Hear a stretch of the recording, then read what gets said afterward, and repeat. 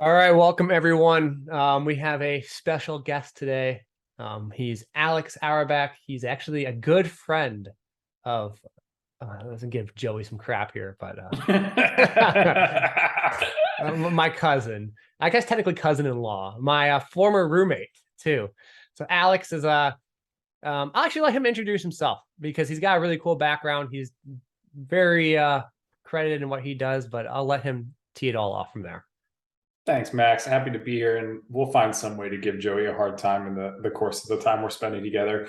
So I'm the Senior Director of Wellness and Development now for the Toronto Raptors, which is just code for sports psychologist overseeing mental health, mental performance, and what we call off-court player development, things like leadership development, character development, and then very practical skills, public speaking skills, communication skills, and things like that. Before I was here, I was doing something similar at the University of Arizona in the athletic department and had stops at North Carolina and TCU and stuff like that beforehand. And before I became a psychologist, was actually a college football coach. And so I've lived a couple of lives professionally and am enjoying the work that I'm getting to do here with the Raptors. Oh, that's not many people. I think this is a huge broad brush, but I think it's accurate from what I've entertained. A lot of sports psychologists are embedded naturally in athletics. Now, whether it's from their upbringing or even, like you said, as a college coach, which is higher than most people get to be, regardless of their background.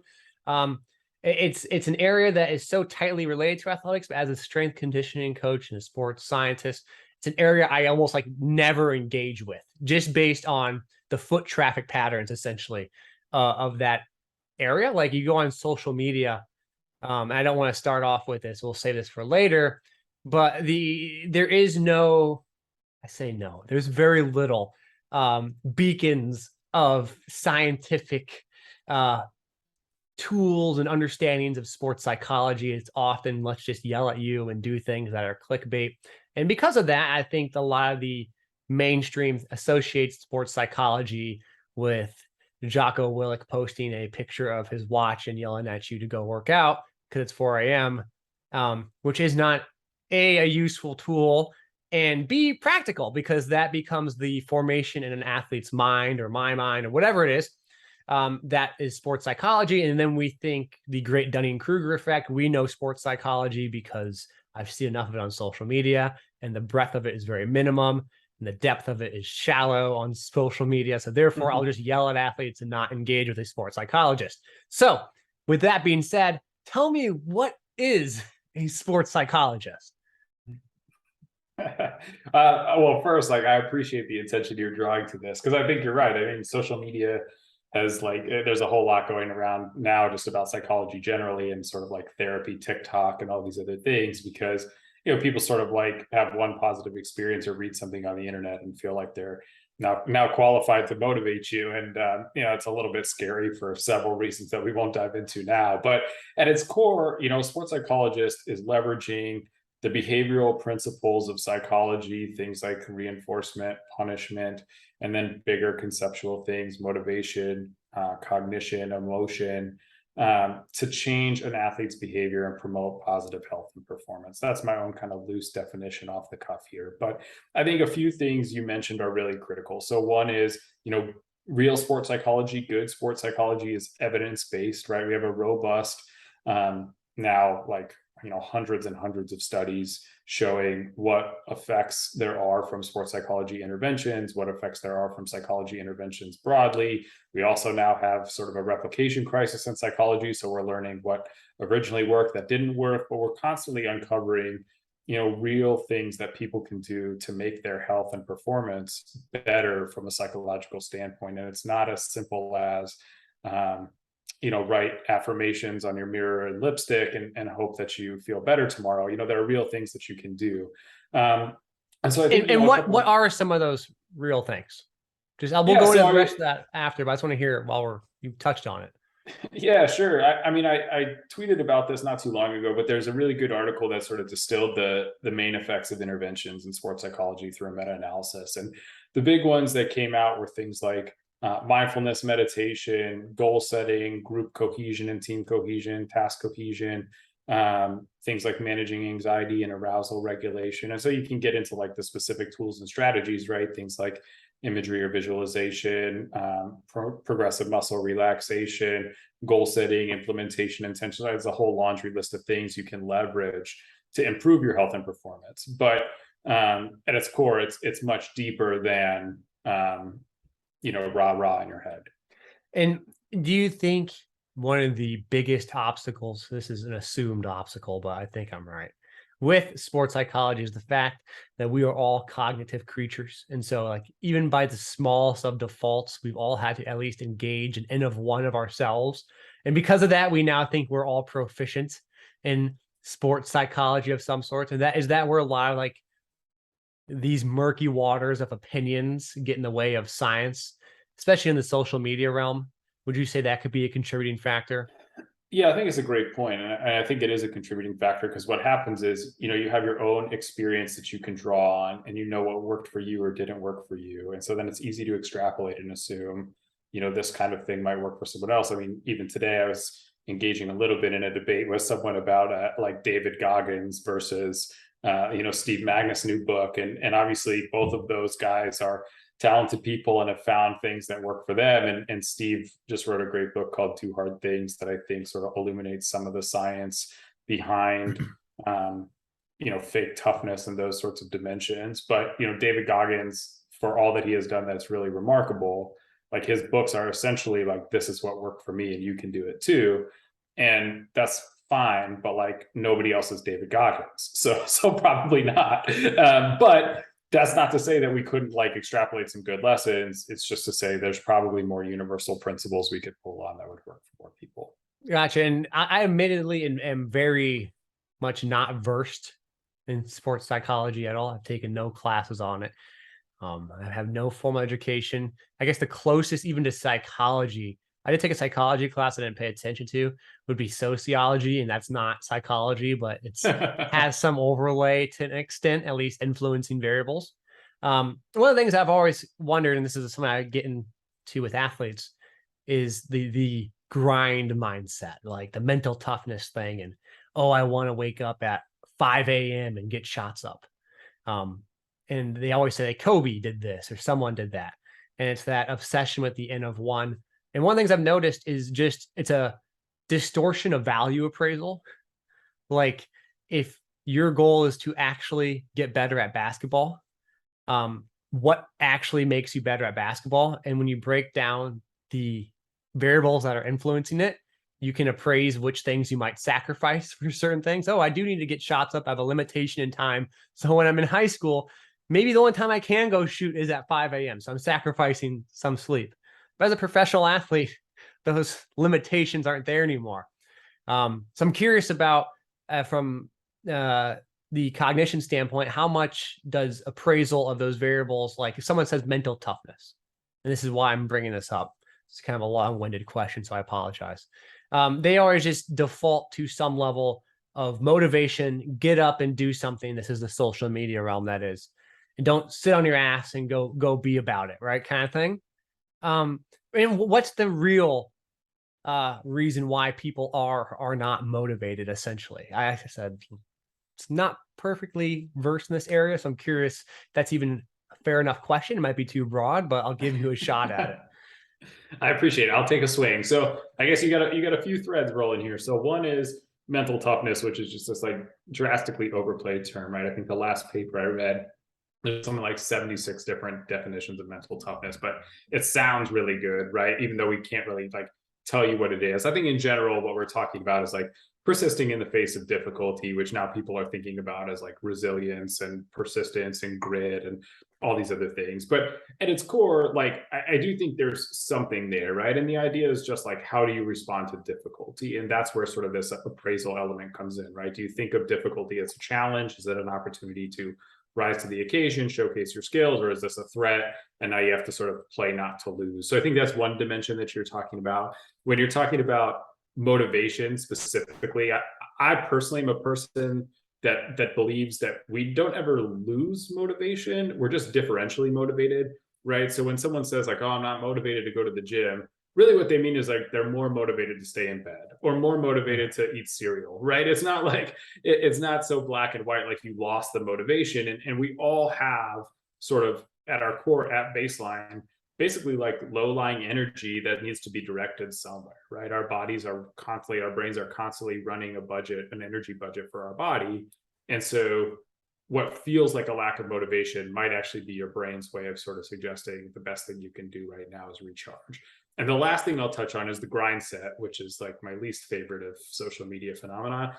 But it's interesting because, you know, to your point, we've taken people who have been really successful operating that way, and we just assume that that's, you know, generalizable to everyone else, right? Which is like one of the core cognitive fallacies we might have.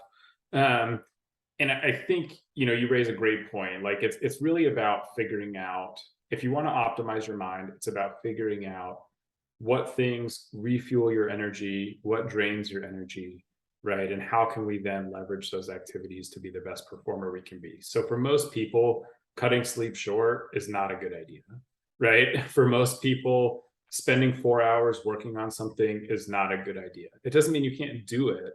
It just means that there's going to be a diminishing marginal return on that activity at a certain point. And there are better ways that you can optimize that. And really, the goal is to be the best that you could be. The goal is not to try to be Kobe.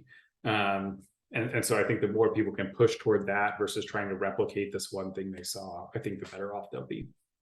Interesting. So I want to touch on a couple of those, kind of circle back into the idea of mental toughness. And I want to get into the appraisal thing after, because that's something I really enjoy and find like you have to, with athletes, when they become that professional level, you have to just really be like objective and say like, why are you working out for 3 hours? What are you doing? And why not just take a break and come back in 2 hours? There's an example I've heard of Kyle Korver once walking to the gym, shot a ball, didn't like how it felt. I don't know if the story's true or not. Didn't like how it felt and left. He's like, yeah, what am I going to do? Get worse today? And I don't know if that's a true story or not, but I thought it was hilarious because he's already so proficient at it. If he's not in the right state, what's the point? But I want to get back to the mental toughness thing, because as strength conditioning coach Worrell likes to do, we like to pretend that we can build mental toughness in the weight room. And I've always understood mental toughness as an athlete to be hyper contextual, right? Mental toughness, if you want to have some loose definition to it that we can have that's operable, I like to think of it in terms of minimal deviation, almost like a delta in performance relative to the magnitude of stressor psychologically applied. So if I'm in a basketball game and it's a quote unquote high pressure situation, again, that's an ill-defined thing in itself, but am I going to have some deviation performance that's not physiologically influenced? So it would be isolated to my capacity to mitigate the pressures that are. An example would be like getting backdoor cut. When I know a backdoor cut is coming and coaches say, oh, that's mentally weak, I can never, in the right mind of me, believe that that is the same mental toughness as squatting out one more rep, or being mentally tough to wake up on time to make breakfast for your wife and kids. I don't understand the corollaries. So I'd love to hear maybe a couple definitions that you might have on this topic of mental toughness, and then some ways that we could practice and build mental toughness, and also whether or not my definition's even in the ballpark of correct. I like your definition. I think it's interesting. So I'll start there. I mean, I think, you know, there's probably, what I hear you talking about is more like consistency, right? And the ability to maintain consistency of performance under pressure. And so, you know, if you want to call it mental toughness, actually, I think it works because you're talking about some outside force, right? Some adversity being applied or some constraints being applied. And now this person has to find a way to persist in the face of that adversity, which is sort of where I started. I mean, that's how I think of mental toughness, is really your ability to sort of maintain or elevate your performance or persist in your performance in the face of, you know, increased pressure, adversity, stress, whatever you want to call it. And then I think, you know, it's interesting to your point about, you know, a player getting back cut, right? Like, I think one of the things that's made mental toughness from our world really difficult to figure out is it does end up meaning different things to different people. So, what you described in being back cut, like I might just call that a mistake, right? Like, or a lapse of focus, right? Something like that. It's not really about not being mentally tough. It's not about not being able to persist. It's about, change in attention and change in focus, right? And there are so many factors at play in a high stakes, high pressure, performance and competition So that influence things. I'm going Yeah, to go interrupt ahead. you because I'm going to try to better define what you're saying here, so I can make sense of it, because I'm selfish Yeah, in this yeah. podcast. You're almost treating mental toughness as almost like a physical unit. So imagine a train is moving at X velocity. And when you have obstacles that occur that maybe would otherwise slow one train down, you're able to maintain your set velocity because it doesn't get in the way of slowing you down, versus it being a single acute event like someone getting backdoor cut. Because I think as a consumer of media, like you hear like a false start, they weren't tough mentally, or it's a classic example here in football, or they didn't dive on the basketball. It almost sounds like when you're into talking about this, it's like someone had, I missed a free throw to win the game. How am I going to respond? Or I've been lose my starting position. How am I going to maintain my inertia or my velocity and not have a large delta and deviation in it, despite the confounding variables that might otherwise deviate me? Is that correct? Kind of. Yeah, I loved how you summed it up. And I think the examples you keep giving, I would just put them in different buckets, right? Like false start, back cut, all that stuff to me is an attention issue. That's a misdirection of attention from whatever cues you should be looking at, right? And it might be due to the same thing, right? It might be pressure, causes you to look different places or read different cues. But ultimately, to me, it's not really mental toughness. It's more of a decision making, cognition sort of element there. Got you. So the grinding out one last rep doesn't even fit into the category of mental toughness, because again, it's not like you went and missed your PR and then someone stole your bench press from you.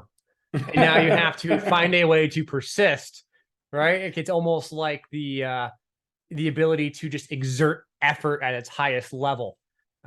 That is what we're applying there. And to think again, like the hilarious corollaries people try and make is like, if you squat one more rep, you're gonna be mentally tough and not have a false start. Yet neither of those two fall under the umbrella definition of mental toughness. Yeah, as a sports psychologist, I'm surprised you have a full head of hair still, because I feel like I would go on social media and just throw my phone at the wall.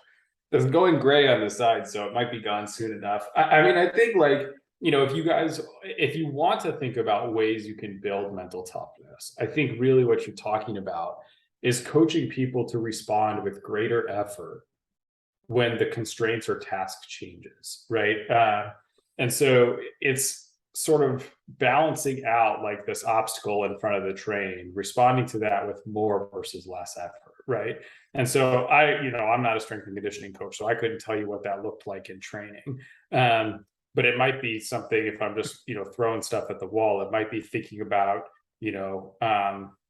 at the last minute changing, what the metric is that you're looking for and seeing if someone responds with greater effort, right? Or helping people think about, like Carol Dweck's work around mindset and growth mindset, thinking more about the value of effort and the outcomes they're achieving versus, I'm just naturally strong or naturally gifted. It's like, well, what would it be like if you gave 100%? What would it be like if you, maximized what you were putting out in this training session? I think those things can actually make a difference. Now I'm gonna go.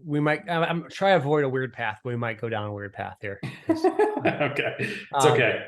In my head, it's almost like a human mistake is emotions at times. Like emotions are what confound mental toughness. I'm a very analytical, objective guy, despite being very emotional at times. I can like toggle between the two. And when I hear of, like, I lost my starting spot as a junior in college. I didn't get it back. But retrospectively looking on it, a lot of it was poor planning. I think people have ill definition of what they're trying to accomplish. And like we kind of joked about on air before, not on air, off air, about Apple developing a product, right? No matter the emotions of the aggregate whole of Apple, their sales are and their product development is emotional, like it's disassociated from any form of emotion, because there is no personification of Apple, the company itself does not have feelings. It's like a Bayesian engine, its emergent pattern is.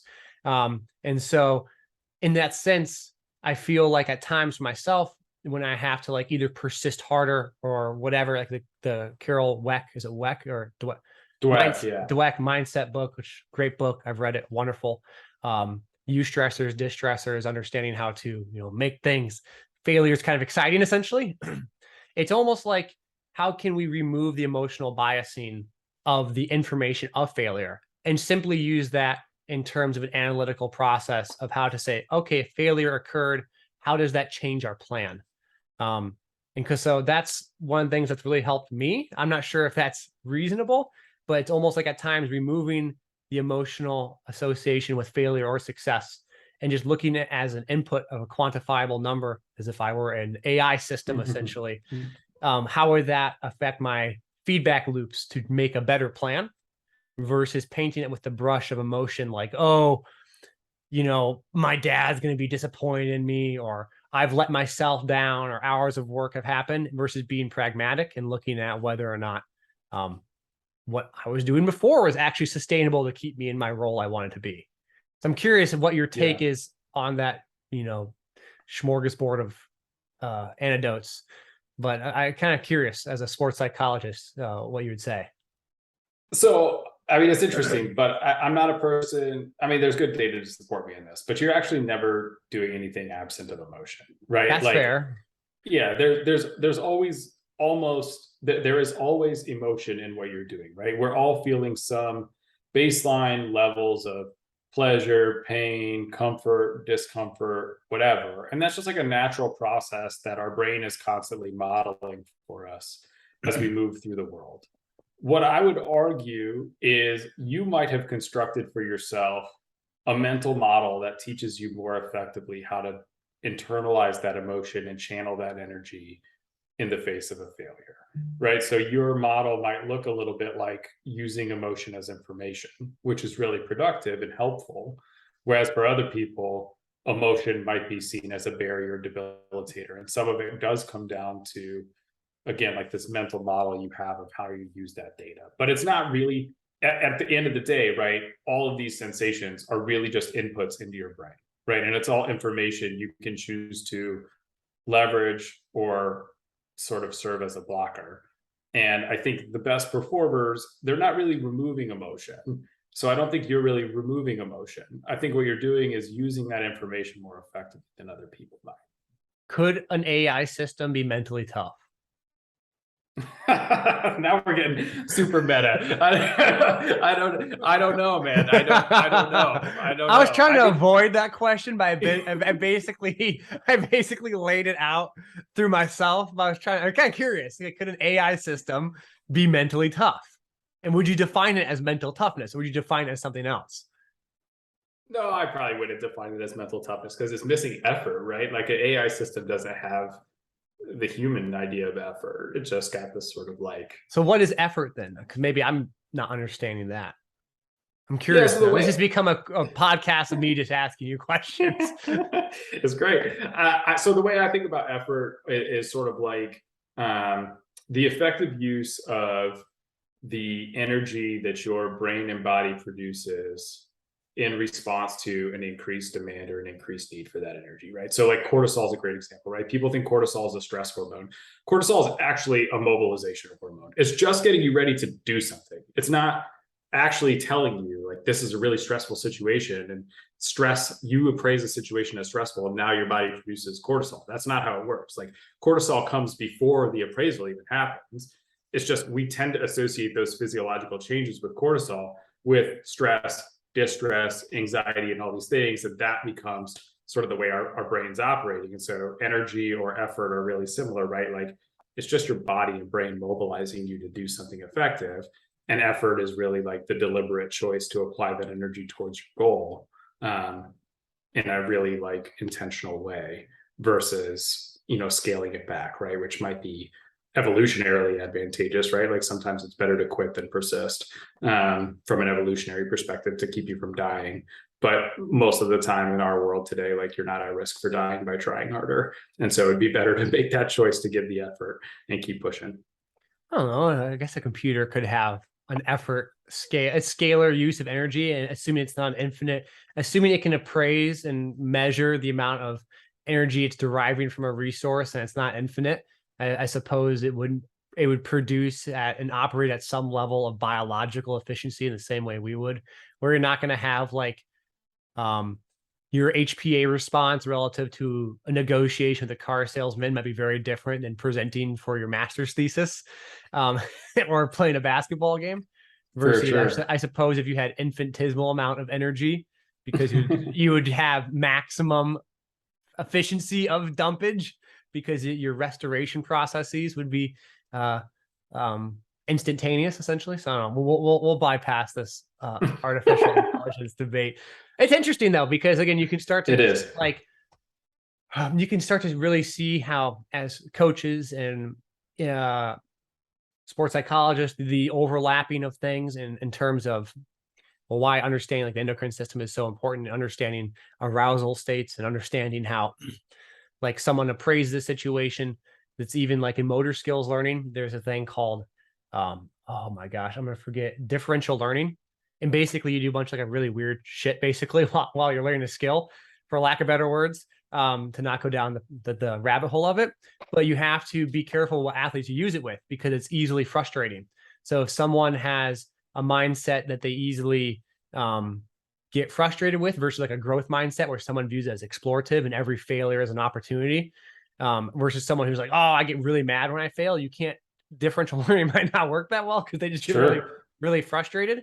Um, and so it's actually very interesting. They had some research on motor skill acquisition and the appraisal of someone's belief as to whether or not they're getting better. And they did blocked versus randomized. And the people in the blocked skills training thought they were getting better. And the randomized skills, they felt like they weren't getting better. But in the final task, the randomized skills actually got better upon macro collection of the data. And it's really interesting because it questions like how accurate our biological appraisal of things are. Because I think a lot of times we bias ourselves being like, oh, your body knows best. Like a lot of times, and that's quite a bit for quite a lot, to be honest with you, especially in training. Like, you're sore, don't buy it. Sometimes you don't need to go, or you're tired, go to bed.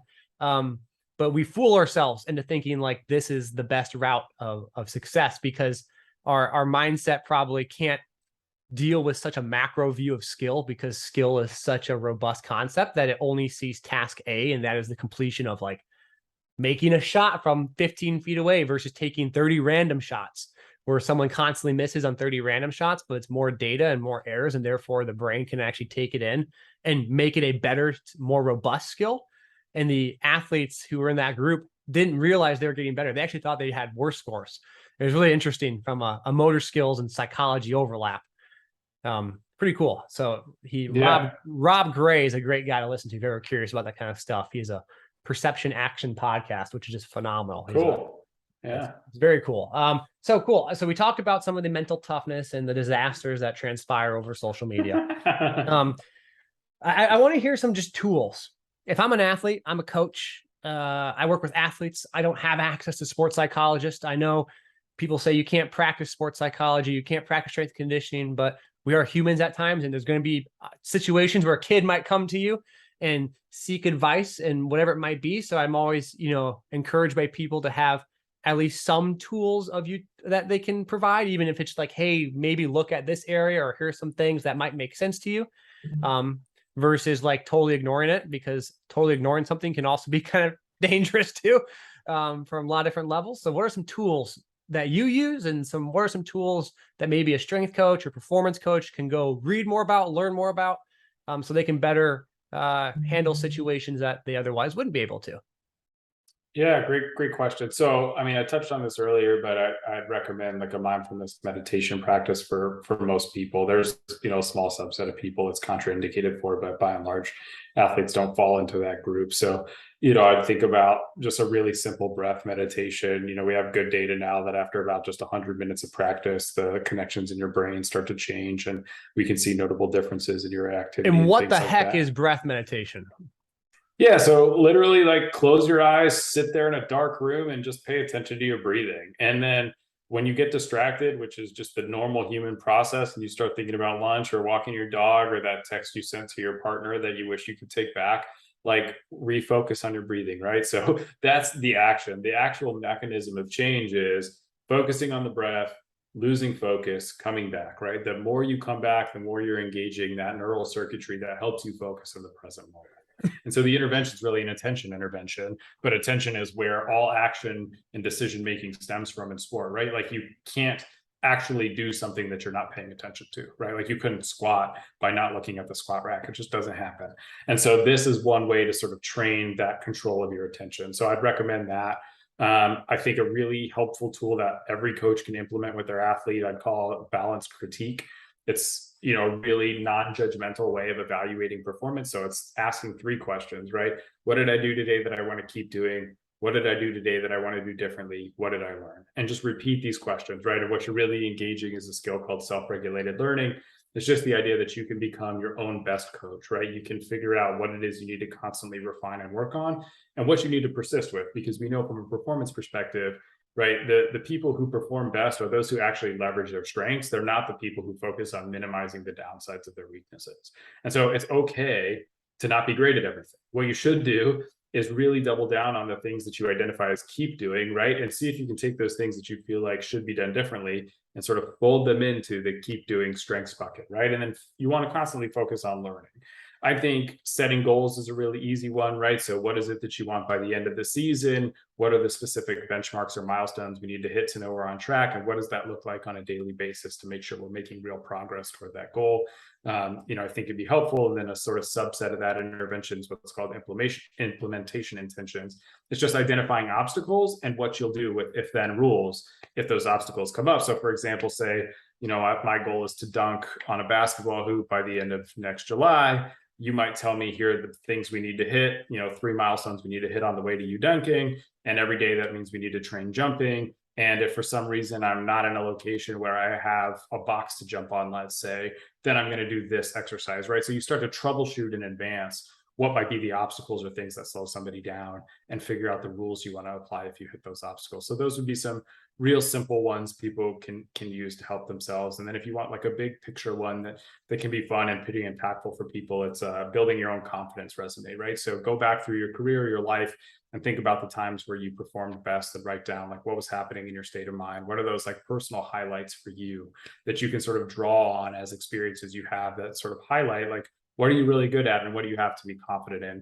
One of the best sources of confidence or self-efficacy is past success. And so tapping into that as a resource, I think can be really helpful. So again, super simple, like lightweight interventions. I mean, we can keep going on plenty of them, but those would be places to start. Yeah, that makes total sense. I'm gonna walk through a couple to see if I understand them all.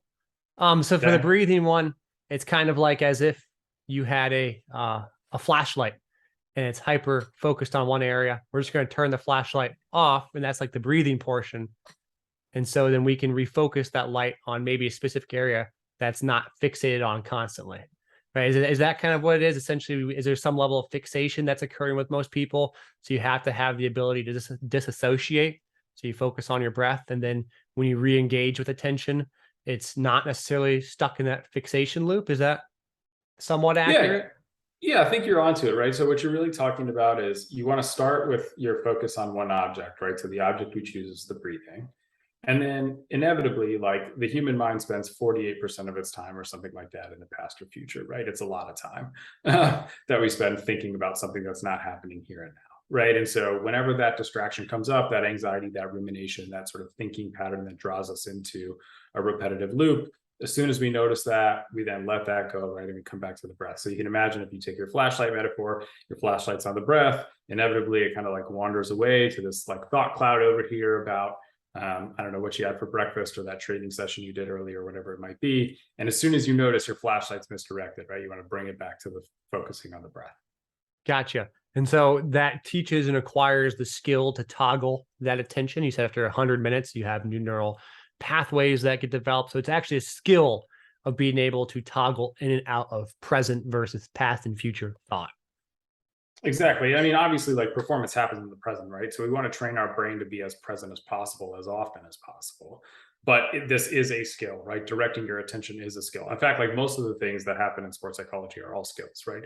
Even things like sleep are skills. It's all about practice, concrete behavioral routines that you can do, and you can develop that repertoire over time, the same way you can develop a shooting repertoire.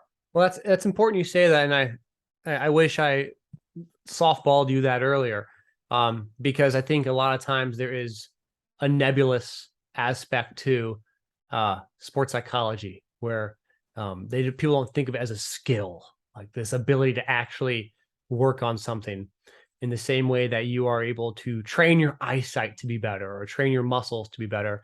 You can train your psychology to appraise, or like you said, the attention aspect, go back and forth.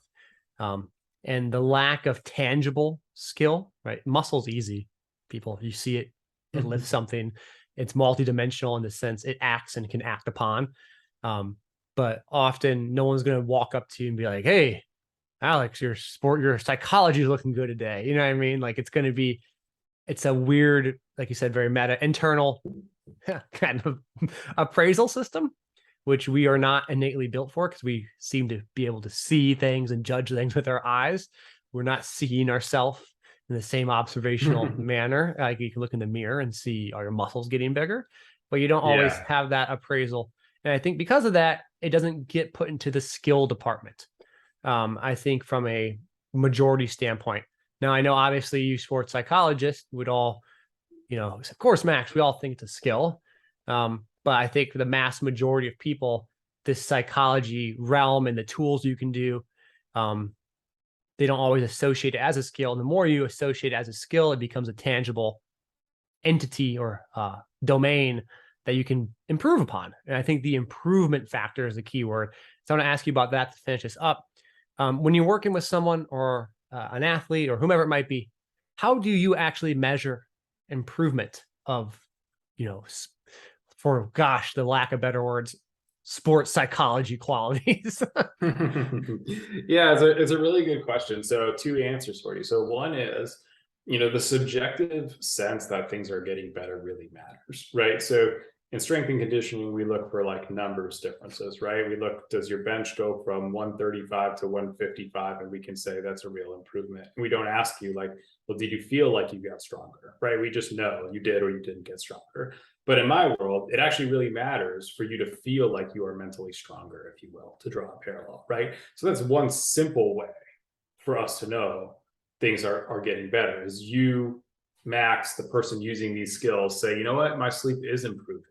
My ability to coach myself through failure is improving. My ability to stay focused is improving. You are a perfectly valid source of that data to tell us whether or not it's actually working for you. And if it's not working, then we can go in and unpack like, okay, well, what do you feel like is missing? When you say your sleep isn't getting better, what's happening?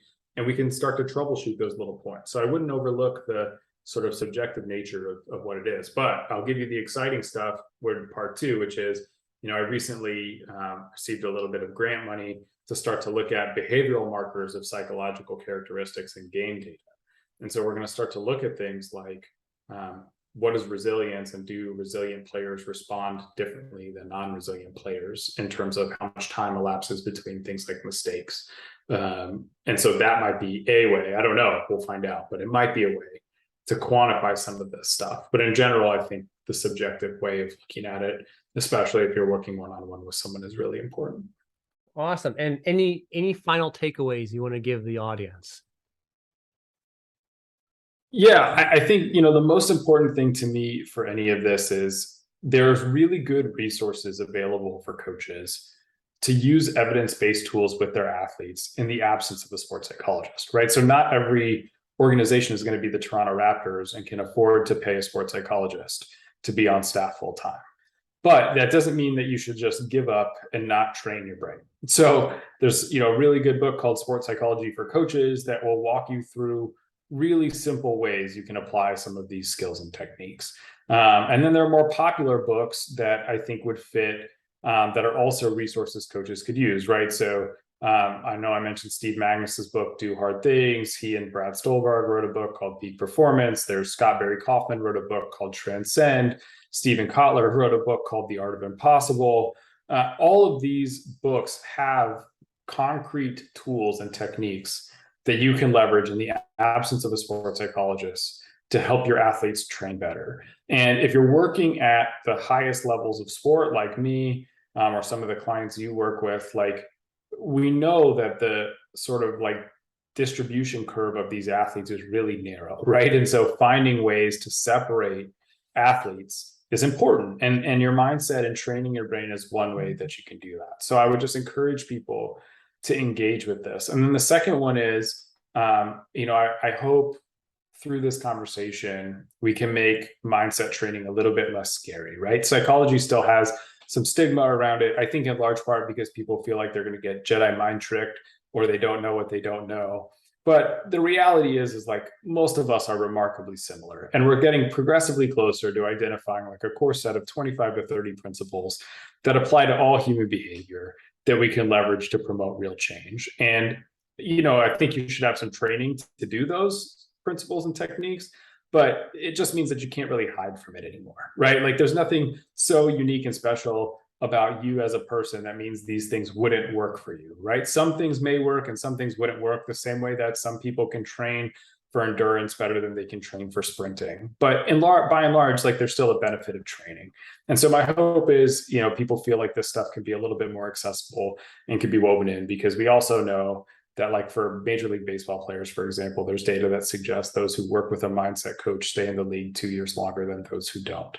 And so we can't tell you definitively, like, this is exactly the outcome you're going to get. You're going to bat better, you're going to shoot a higher percentage, whatever, but we can tell you you might be in the league longer, right? And so for athletes at any phase, like staying engaged in sports, super important. And so, again, just would encourage people to engage with these skills and to approach it in a constructive, positive way. Awesome. Well, thank you, Alex. I appreciate you having on. I have some questions off air. I'll ask you when I'm done recording this. But as always, thank you. Appreciate you. Take care, my man. You too.